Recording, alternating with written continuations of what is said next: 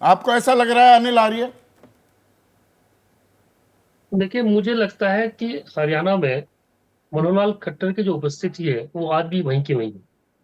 जब वो मुख्यमंत्री नहीं रहे तब भी ये बात कही जाती रही थी कि सुपर सीएम के तौर पे मनोहर खट्टर जी का प्रभाव जारी है। जो लिस्ट अभी आई है उस लिस्ट को भी अगर आप देखेंगे, अगर बिल्कुल अंत तक विश्लेषण उसका करें, तो स्पष्ट छाप दिखती है कि मनोहर खट्टर जी की इन्वॉल्वमेंट पूरी तरह रही है। और ये बात बिल्कुल सच है कि जब उनको हटाया गया था 6 महीने पहले, तब भी ये लग रहा था कि एंटी इनकम्बेंसी की वजह से हटा रहे हैं। लेकिन अगर वही एंटी इनकम्बेंसी की बात थी जो आप भी कह रहे थे अभी, कि जो विधायक चाहे वो जसपा से आ रहे हैं, चाहे कांग्रेस से कुछ लोग आ रहे हैं, क्या उनकी एंटी इनकम्बेंसी नहीं है? असल मुद्दा क्या है कि जो भाजपा का वर्कर है वो पार्टी से पूरी तरह दूर हो गया है। पिछले 10 सालों में काम हुए या नहीं हुए वो एक अलग इशू है, लेकिन जो कार्यकर्ता है उसको बिल्कुल अछूत की तरह ट्रीट किया गया। जो हरियाणा की लीडरशिप थी, उस लीडरशिप ने कार्यकर्ता के ऊपर बिल्कुल भरोसा नहीं जताया। मनोहर खट्टर का पूरा भरोसा अधिकारियों पर रहा, ना विधायकों पर रहा, ना कार्यकर्ताओं पर रहा। एक ये बहुत बड़ी वजह है कि भाजपा का कार्यकर्ता पूरी तरह उदासीन है। ये चीज हमने लोकसभा में भी देखी थी और विधानसभा में भी ये चीज आ रही ये है। अनिल दूसरी आर्य, बात ये मैंने 20 दिन पहले अपने कार्यक्रम में कहा था कि एक लाइन में अगर हरियाणा का चुनाव अभी अनफोल्ड जो होता दिख रहा है, जैसे चुनावी बिसात बिछती दिख रही है, वो एक लाइन 20 दिन पहले मैंने कही थी कि कांग्रेस को जनता जिता रही है और बीजेपी को कार्यकर्ता हरवा रहा है। तो बीजेपी के नेताओं ने एग्जैक्टली थोड़ा एतराज दर्ज भी कराया था। यही होता दिख रहा है क्या अब हरियाणा में? एग्जैक्टली आपने जो बात कही थी 20 दिन पहले, मैं तब नहीं सुन पाया, लेकिन जो आपका आकलन है वो 100% ठीक है। भाजपा का कार्यकर्ता पार्टी से, पार्टी लीडरशिप से पूरी तरह विमुख हो चुका है। और जो कांग्रेस के लीडर्स हैं उनसे ज्यादा एक्टिव जो जनता है वो उनके साथ खड़ी है। एक ऐसा सेंटिमेंट बन गया है हरियाणा के अंदर कि कांग्रेस सत्ता में वापसी आ रही है। वो जो सेंटिमेंट्स है उसकी वजह से कांग्रेस को बहुत बड़ा फायदा होने जा रहा है। अभी जो इस्तीफों की बात हम कर रहे हैं भाजपा की, जो भाजपा के लोग छोड़ छोड़ के भाग रहे हैं, अभी बड़ी लीडरशिप के साथ साथ 100 से अधिक इस्तीफे ऐसे लोगों के हो चुके हैं जो अपने अपने क्षेत्र में बड़े प्रभावशाली लोग हैं। हाँ। तो मुझे लगता है कि ये जो इस्तीफों का सिलसिला है, अभी 67 सीट आई है, 23 सीट बाकी हैं। हालांकि कांग्रेस ने बड़ी चतुराई ये दिखाई कि 31 सीटों पे जो घोषणा की है उसमें 29 सिटिंग एमएलए हैं। हम्म। भले ही 3 एमएलए वो भी हैं कि जिनके ऊपर चार्जेस हैं, और एक उदयभान और एक विनेश फोगाट, वो लोग वो हैं जिनके क्षेत्र में बगावत की गुंजाइश कम है। तो वो जो मैनेजमेंट था डैमेज कंट्रोल वाला, कांग्रेस किसी हद तक अभी कर पाई है। लेकिन अगर एक साथ 71 सीट उनकी आ जाती तो मुझे लगता है कि वहां भी इस्तीफे होने थे। पर चूंकि 10 साल बीजेपी सत्ता में रही है, इसका खामियाजा बीजेपी को भुगतना पड़ रहा है आपने और एक और भुगतेगा। बात अनिल जी, एक अहम बात जो कही कि भाई मनोहर लाल खट्टर अभी भी सुपर सीएम की तरह काम कर रहे हैं। मुझे 2019 याद आता है, वो चुनाव, उसमें एक तो नमो फैक्टर था, नरेंद्र जी। मोदी, जी। राष्ट्रवाद का बड़ा पुट था, और हरियाणा के चुनाव आते आते तो 370 भी हटा दिया था। पर उस वक्त भी, और मैंने एक दिन बिताया था मनोहर लाल खट्टर के साथ, मनोहर लाल खट्टर ये माने बैठे थे कि नमो नहीं मनो फैक्टर चल रहा है। मनोहर लाल, नमो नहीं मनो। और 75 की ताल ठोकी जा रही थी, आपको ध्यान होगा अनिल आर्य जी। जी। और मैंने जी। कहा था कि वो आपकी बहुमत थोड़ी दिक्कत में दिख रही है। तो अभी भी मनो पर ही ताल ठोक रही है क्या नहीं, बीजेपी? नहीं, अब मनो पर ताल ठोकने का रिस्क बीजेपी नहीं ले रही, वो नमो पर भी ताल ठोकनी नहीं ठोक रही है। आप ये तय हाँ। मानिए कि जो फैक्टर हर बार मनो या नमो का था, वो दोनों फैक्टर हरियाणा की राजनीति से इस वक्त उतने कारगर नहीं है जितने पहले थे। जो बात आप 2019 के चुनाव की कर रहे थे, 75 पार का जो नारा दिया था, मैं ये मानता हूं, तब भी मैंने चैनल्स पे कहा था कि भाजपा को 75 पार का नारा बहुत बड़ा नुकसान दे के गया है। वो इस अहम में, उस अहंकार में आ गए थे कि लोकसभा की 10 सीटें जो जीती थी, उसमें 79 सीटों पे, विधानसभा सीटों तो पर ये मनो भाजपा जीती नमो थी। के बाद एक नस की भी बात कर लेते हैं, नायब सिंह सैनी।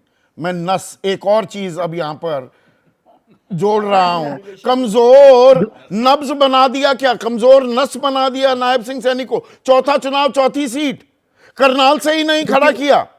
जी हमारा देखिए, उम्मीदवार, मेरा उम्मीदवार होना चाहिए मनोहर लाल खट्टर, वहां अड़ गए, इनको भेज दिया कि लाडवा के लाडले बनो।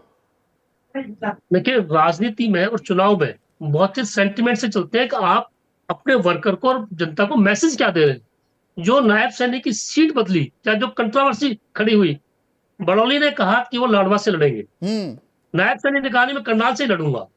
मतलब वो जो स्थिति थी वो क्या स्थिति थी, आपके सीएम को नहीं पता कि आप कहां से लड़ने जा रहे हो। एग्जैक्टली। एक बात और देखिए आप, 16 अगस्त को जब चुनाव घोषित हुए, सुबह नायब सैनी 9 बजे प्रेस कॉन्फ्रेंस करते हैं और वो कहते हैं कि चुनाव तो तय समय पे होंगे। हाँ, आप एक प्रदेश के सीएम हैं, आपको ये नहीं मालूम कि क्या होने जा रहा है। एक बात मैं और कहना चाहूंगा संदीप यहाँ, कि जो नायब सैनी है, मुझे ऐसा लगता है अगर नायब सैनी को 1-1.5 साल पहले ला दिया गया होता, तो वो जो उनकी लास्ट में जो स्पीड थी, जब उन्होंने छाया मुक्त होने की कोशिश की, नायब से नायाब अगर बनना था तो उनको एक बड़ी छाया से मुक्त होना पड़ता। वो 1-1.5 साल पहले शुरू होते तो शायद उस छाया से मुक्त हो जाते और भाजपा का कुछ लाभ होता, लेकिन ऐसा नहीं हुआ। जब ये नायब सैनी मुख्यमंत्री बने तो उससे अगले दिन जो कुरुक्षेत्र में एक शिलान्यास होना था, वहां मनोहर लाल जी मौजूद थे। आप एक्स सीएम हो गए उसके बाद मौजूद थे और वहां ऐसा पोज किया गया कि अभी भी सीएम जैसे मनोहर लाल जी हो।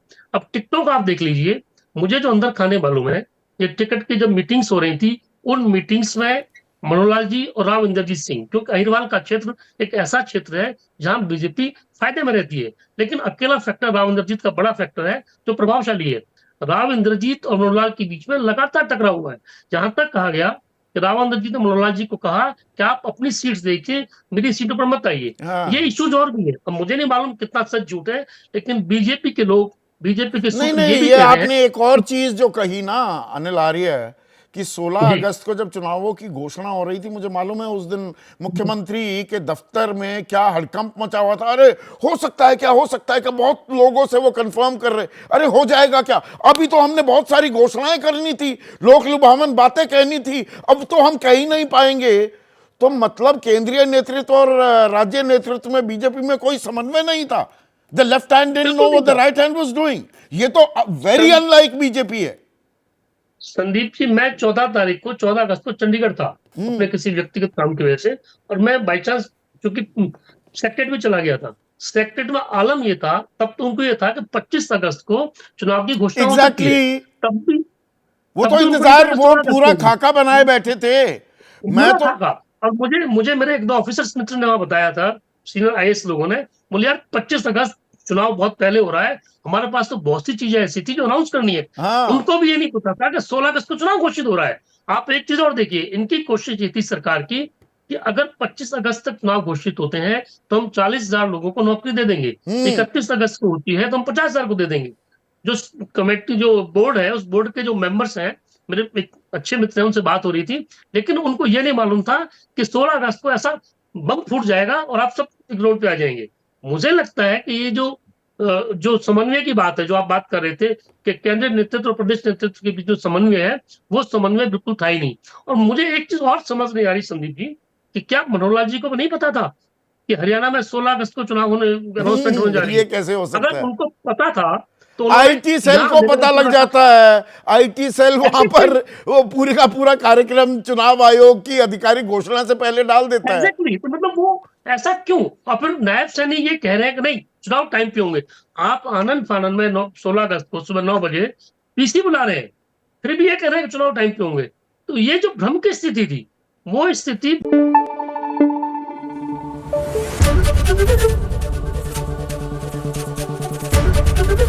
एबीपी न्यूज आपको रखे आगे।